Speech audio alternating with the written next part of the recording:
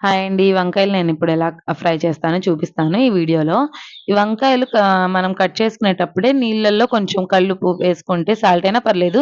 వేసుకొని కట్ చేసుకుంటే పురుగులవి లేకుండా చూసుకొని మంచిది వగరు పోకుండా, చేదు రాకుండా ఉంటాయి. వంకాయలన్నవి మనం కర్రీలోకి యూజ్ చేసేటప్పుడు మాత్రమే తీయాలి.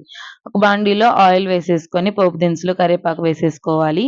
అలాగే పసుపు, ఉప్పు కూడా నేను ఫస్టే వేసేస్తాను. తర్వాతే ఇలా వంకాయ ముక్కలనేవి వేసేసుకోవాలి. ఇప్పుడే నీళ్ళు నుంచి తీస్తాననమాట నేను. ఇలా మీడియం ఫ్లేమ్‌లో పెట్టేసుకొని జాగ్రత్తగా ఫ్లిప్ చేసుకోవాలి. దోసని ఫ్లిప్ చేసినట్టే ఫ్లిప్ చేసుకోవాలి. నేనైతే ఇక్కడ కొంచెం వీడియో ఫాస్ట్ చేయడం వల్ల ఇలా మీకు కనిపిస్తుంది.